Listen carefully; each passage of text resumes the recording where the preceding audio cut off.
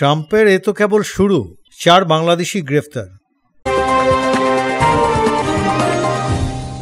যুক্তরাষ্ট্রের ঐতিহ্য অনুযায়ী মার্কিন প্রেসিডেন্ট হিসেবে গত সোমবার ডোনাল্ড ট্রাম্পের অভিষেক অনুষ্ঠান হয়ে গেল। এবার মার্কিন প্রেসিডেন্টের অভিষেকের 60তম আসর বসেছিল।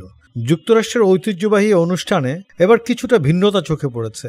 স্টেট অব দ্য ইউনিয়নের ভাষণ, রাজনৈতিক আচার অনুষ্ঠান সবই ছিল ট্রাম্পময়। আরেকটি দিক থেকে এবারের অনুষ্ঠান ছিল ভিন্ন। তীব্র ঠান্ডার কারণে প্রায় 40 বছর পর ওয়াশিংটন ডিসিতে ক্যাপিটালের ভেতরে বসেছিল এবারের আয়োজন। ট্রাম্প তার দ্বিতীয় মেয়াদের প্রথম দিনেই দেখিয়ে দিলেন নির্বাচনী প্রচারে তিনি যা বলেছেন তা শুধু মুখের কথা নয়। গত সোমবার থেকে নির্বাচনী প্রতিশ্রুতির অনেক কিছু বাস্তবায়নের লক্ষ্যে কড়া পদক্ষেপ নিতে শুরু করেছেন। অভিষেক অনুষ্ঠানের একপাশে বিমর্ষ মুখে বসা ছিলেন সাবেক প্রেসিডেন্ট জো বাইডেন। সেখানে বাইডেন সহ অন্যান্য সাবেক প্রেসিডেন্টের উপস্থিতিতে বাইডেন প্রশাসনের নানা নীতির কঠোর সমালোচনা করেন ট্রাম্প। সোমবার ওই বক্তব্যের মাধ্যমে ট্রাম্প সামনের দিনগুলোতে অনেক গভীর ও বিতর্কিত পরিবর্তনের ইঙ্গিত দিলেন। ভাষণে ট্রাম্প ঘোষণা দিলেন নভেম্বরে ভোটে তাকে বিজয়ী করার মাধ্যমে জনগণ বিশ্বাসঘাতকতার বিরুদ্ধে তাকে ম্যান্ডেট দিয়েছেন। ইতিমধ্যে যুক্তরাষ্ট্রে এমন অনেক বিশ্বাসঘাতকমূলক কর্মকাণ্ড ঘটে গেছে। অভিষেক অনুষ্ঠানে ঐক্যের প্রথাগত কথা বলেছেন ডোনাল্ড ট্রাম্প, কিন্তু সেই ভাষণ দেওয়ার পর যেসব নির্বাহী আদেশে তিনি স্বাক্ষর করলেন সেটা ভিন্ন বার্তাই তুলে ধরছে। 8 বছর আগের তুলনায় ট্রাম্প এখন অনেক বেশি জনপ্রিয় হলো, তাকে নিয়ে এখনো দেশ বিভক্ত। ট্রাম্পের নির্বাহী আদেশের মধ্যে রয়েছে অভিবাসন, যাতে নথিপত্রহীন অভিবাসীদের গণবহিষ্কারের কথা বলা হয়েছে। আলাস্কার সাবেক গভর্নর রিপাবলিকান পার্টি থেকে অতীতে ভাইস প্রেসিডেন্ট প্রার্থী সারা পলিনের বিখ্যাত উক্তির সুরে সুর মিলিয়ে ট্রাম্প বলেছেন ড্রিল বেবি ড্রিল, যার অর্থ হচ্ছে গ্যাস ও জ্বালানি তেলের জন্য খনন চালাও। এই কথাতেই পরিবেশ নিয়ে তার অবস্থান স্পষ্ট করে দিয়েছেন। অর্থনীতি চাঙ্গা করতে শুল্ক বৃদ্ধির কথা বলেছেন। বোঝাই যাচ্ছে অর্থনীতিতে এটাই হবে তার মূল অস্ত্র। অবশ্য বিশেষজ্ঞরা সতর্ক করে দিয়েছেন এই উদ্যোগ বাস্তবায়িত হলে যুক্তরাষ্ট্রে মূল্যস্ফীতি আরো বাড়তে পারে। বর্ণবাদ উল্লঙ্ঘনীয় এমন সব কথা বলেছেন যা সাংস্কৃতিক লড়াইকে উস্কে দিতে পারে। যুক্তরাষ্ট্র সংকটের মধ্যে আছে এমন কথা বলে ট্রাম্প এইসব উদ্যোগকে ন্যায্যতা দেওয়ার চেষ্টা করেছেন। তার দৃষ্টিতে আগের সরকার অপরাধীদের আশকারা দিয়েছেন। সংকট ও প্রাকৃতিক দুর্যোগ মোকাবেলায় সরকার ব্যর্থ হয়েছেন। ট্রাম্প বলেন মার্কিন সরকারের বর্তমান নীতি বিদেশি সীমান্তকে রক্ষায় তহবিল দেয়, কিন্তু যুক্তরাষ্ট্রের সীমান্তকে নিরাপত্তা দেয় না। তিনি যুক্তরাষ্ট্রের স্বাস্থ্য ও শিক্ষা ব্যবস্থার কঠোর সমালোচনা করে বলেন শিশুদের আমাদের দেশকে ঘৃণা করতে শিক্ষা দেওয়া হয়। মৌলবাদী ও দুর্নীতিগ্রস্ত ব্যবস্থার নিন্দা জানিয়েছেন ট্রাম্প। সরকার দেশের বাইরে বিপর্যয়কর নানা ঘটনার সঙ্গে নিজেদের জড়িয়ে ফেলেছেন, বিশেষ করে মৌলবাদী এবং দুর্নীতিগ্রস্ত ব্যবস্থার সঙ্গে। তার দ্বিতীয় মেয়াদ যুক্তরাষ্ট্রের জন্য সোনালী যুগ নিয়ে আসবে বলে প্রতিশ্রুতি দেন ট্রাম্প। তার আগের সময়টাকে তিনি যুক্তরাষ্ট্রের জন্য ক্ষয়িষ্ণু বলে উল্লেখ করেন। ট্রাম্প তার উচ্চ আকাঙ্ক্ষার কথা বলতে তুলে ধরেন গিয়ে ম্যানিফেস্টো ডেস্টিনি। এই ম্যানিফেস্টো ডেস্টিনিতে 19 শতকে যুক্তরাষ্ট্রের সম্প্রসারণবাদী নীতির কথা বলেন। ভাষণে তিনি পানামা খালের নিয়ন্ত্রণ ফেরত নেওয়া, মেক্সিকো উপসাগরের নাম পরিবর্তন করে আমেরিকা উপসাগর, আলাস্কা পর্বতের নাম মাউন্ট ম্যাককিনলি ফিরিয়ে আনার কথা বলেছেন। এই পর্বত এখনো ডেলানি নামে পরিচিত। ভাষণে ট্রাম্প বলেছেন আমাদের সার্বভৌমত্ব পুনরুদ্ধার করা হবে, আমাদের নিরাপত্তা প্রতিষ্ঠা করা হবে, বিচারের ক্ষেত্রে ভারসাম্য ফিরিয়ে আনা হবে, বিদ্বেষপূর্ণ সহিংস অন্যায্যভাবে বিচার বিভাগকে অস্ত্র হিসাবে ব্যবহারের পথ আমাদের সরকার বন্ধ করবে। আমাদের সর্বোচ্চ অগ্রাধিকার হবে একটি গর্বিত, সমৃদ্ধ, মুক্ত জাতি তৈরি করা। 8 বছর আগেও অভিষেক ভাষণে এমন বক্তব্যই প্রতিধ্বনিত হয়েছিল ট্রাম্পের কণ্ঠে। তবে গতবারের তুলনায় এবারের পার্থক্য হচ্ছে এবার ট্রাম্প অনেক বেশি অভিজ্ঞ এবং সেসব বিবেচনায় নিয়ে তিনি নিজেকে হয়তো তৈরি করে নিয়েছেন। এবার ক্ষমতাও তার হাতে অনেক বেশি। প্রথম মেয়াদে তার ক্ষমতা গ্রহণের পর থেকে এক ধরনের বিশৃঙ্খলা দেখা গিয়েছিল। গতবারের তুলনায় এবার তিনি ও তার দল অনেক বেশি সুশৃঙ্খল।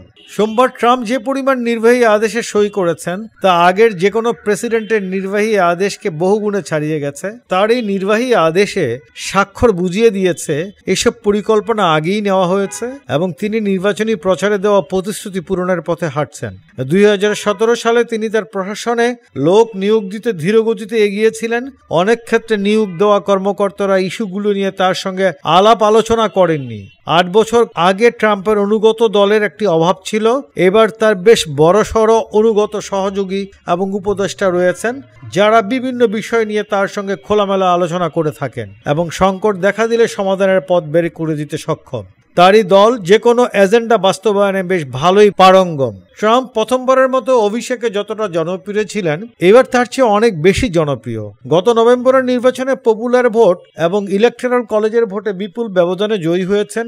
এর মাধ্যমে 8 বছর আগের তুলনায় তার প্রতি মানুষের আস্থা ও বিশ্বাসযোগ্যতা অনেকটাই বেড়েছে বলে মনে করা হয়। 2016 সালের নির্বাচনে কিন্তু তিনি প্রতিদ্বন্দ্বী ডেমোক্রেটিক প্রার্থী হিলারি ক্লিন্টনের চেয়ে পপুলার ভোট বেশ কম পেয়েছিলেন, কিন্তু ইলেকটরাল কলেজ গণনার মার পেয়েছে সেবার তিনি জয়ী হন। এবার বিরোধীরা আগের তুলনায় বেশ দুর্বল, তাদের দিক থেকে এবার তিনি কঠিন বিরোধিতার মুখে পড়বেন বলে মনে হয় না। সুতরাং দ্বিতীয় মেয়াদে তিনি অনেকটাই নির্ভর। বিরোধী ডেমোক্র্যাটরা এবার বুঝে উঠতে পারছেন না কিভাবে ট্রাম্প এত বড় জয় পেলেন। এসব নিয়ে তারা নিজেদের মধ্যে বিতর্কে ব্যস্ত। এখনো ঘুরে দাঁড়াতে কি করা উচিত সেটাও তাদের মাথা ব্যথা। ফলে ট্রাম্পের বিরোধিতা করার মতো অবস্থায় যেতে তাদের সময় লাগবে। অসংখ্য মানুষ অতীতে ট্রাম্পের বিরোধিতা করেছিলেন অথবা তার কাছ থেকে দূরত্ব বজায় রেখেছিলেন। ট্রাম্পের বিজয়ের পর এখন তারাই উচ্ছ্বাস প্রকাশ করছেন, তার সঙ্গে কাজ করার আগ্রহ দেখাচ্ছেন। ইলন মাস্ক, মেটার মার্ক জাকারবার্গ, আমাজনের প্রতিষ্ঠাতা ও ওয়াশিংটন পোস্টের মালিক জেফ বেজোস সহ বড় বড় প্রযুক্তি প্রতিষ্ঠানের মালিকদের ক্যাপিটলের ভেতরে অভিষেক অনুষ্ঠানের সামনে সারিতে দেখা গেছে। সামনের বড় পরিবর্তনের এটাও একটি ইঙ্গিত বটে। সিলিকন ভ্যালিতে যুক্তরাষ্ট্রের 45তম প্রেসিডেন্টের কোনো বন্ধু ছিল না, কিন্তু 47তম প্রেসিডেন্টের সেখানে এক সম্পূর্ণ ভিন্ন রূপে হাজির। 4 বছর আগে 2021 সালের 6 জানুয়ারি ট্রাম্পপন্থী বিক্ষোভকারীরা ক্যাপিটলে তাণ্ডব চালিয়েছিলেন। ট্রাম্পের নির্বাহী আদেশের ওই ঘটনায় অভিযুক্ত দণ্ডপ্রাপ্ত সবাইকে ক্ষমা করে দেওয়া হয়েছে। সোমবার আবার ট্রাম্পের সমর্থক ও অনুগত মানুষে পূর্ণ ছিল ক্যাপিটল। এবার তারা ছিলেন অতিথি, বিশিষ্ট ব্যক্তি, নির্বাচিত কর্মকর্তা ইত্যাদি ইত্যাদি। ফলে খোলা আকাশে করার চেয়ে এবার ক্যাপিটলে অনুষ্ঠানের আয়োজন ট্রাম্প ও তার সমর্থকদের জন্য অন্যরকম মাত্রা যোগ করেছে। ট্রাম্প অভিষেক অনুষ্ঠানটিকে কৌশলগত আবেগের জায়গায় ব্যবহার করেছেন। কংগ্রেসের নিম্নকক্ষ, প্রতিনিধি পরিষদ ও সিনেটের সামান্য ব্যবধানের সংখ্যাগরিষ্ঠতা নিয়ে যে কোনো আইন পাশ বা বাতিল করা যে কঠিন সেটা ট্রাম্প খুব ভালো করেই জানেন। তিনি ও কংগ্রেসের রিপাবলিকান সদস্যরা ভবিষ্যতে কিভাবে আইন পাশ করবেন সেটা নিয়ে নানা চিন্তা করছেন। নির্বাহী আদেশ ও নির্বাহী পদক্ষেপ যে কোনো পরিবর্তনের ইঙ্গিত দেওয়ার জন্য কার্যকর ব্যবস্থা বটে, কিন্তু এটা ক্ষণস্থায়ী। কারণ পরে অন্য দলের প্রেসিডেন্ট এসে সহজে সেসব আদেশ বাতিল করে দিতে পারেন। কিন্তু ট্রাম্পের বিষয়ে এবার সবাই তার ক্ষমতা নিয়ে কথা বলছেন। প্রতিটি নির্বাচনের প্রচারে তিনিও তার দল রিপাবলিকান পার্টির সদস্যরা এজেন্ডা বাস্তবায়নে সর্বোচ্চ ক্ষমতা প্রয়োগের প্রতিশ্রুতি দিয়েছেন। ট্রাম্প দ্রুত শুরু করতে চান, বোঝাতে চাচ্ছেন এবার কিন্তু সবকিছু ভিন্ন হবে। ফলে দ্বিতীয় মেয়াদের প্রথম দিন নাটকীয়ভাবে শুরু করেছেন। তবে এটা কেবল শুরু। যে কোনো ঘোষণা বা আকাঙ্ক্ষার বাস্তবায়নে নির্বাহী আদেশ অনেক সহজ উপায়। আসল চ্যালেঞ্জ সামনে। প্রথম দফায় নির্বাহী আদেশ জারি করা সাময়িক স্বস্তি মিলেছে, কিন্তু গুরুত্বপূর্ণ কথা হচ্ছে নির্বাহী আদেশ কোনো সমাধান নয়। নতুন প্রেসিডেন্টের লক্ষ্য পরিকল্পনা নির্ধারণের একটি মুহূর্ত হচ্ছে অভিষেক অনুষ্ঠান। ট্রাম্প সোমবার সেটা করে দেখিয়েছেন, তবে এটা কেবল শুরু। তার নির্বাহী আদেশের কারণে নথিপত্রহীন বাংলাদেশিরা একইভাবে দুশ্চিন্তায় আছেন। নথিপত্রহীন অন্যান্য অবৈধ অভিবাসীরাও দুশ্চিন্তায় আছেন, কারণ 20 জানুয়ারি ট্রাম্প শপথ গ্রহণের পর থেকে নথিপত্রহীন অভিবাসীদের ধরপাকড়ে যুক্তরাষ্ট্রের বিভিন্ন রাজ্যে অভিযান শুরু করেছে। নিউ ইয়র্কের ব্রুকলিন বরোর ফুলটন এলাকা থেকে 4 বাংলাদেশিকে গ্রেপ্তার করেছে immigration and customs enforcement. New ইয়র্কে অভিবাসীদের নিয়ে কাজ করা আইন কর্মকর্তা খাদিজা মুনতাহা রুবা প্রথম আলোকে বলেন, নিউ ইয়র্কের ব্রুকলিন বরোর ফুলটন এলাকা থেকে আড্ডা দেওয়ার সময় নথিপত্রহীন 4 বাংলাদেশিকে গ্রেপ্তার করেছে আইস।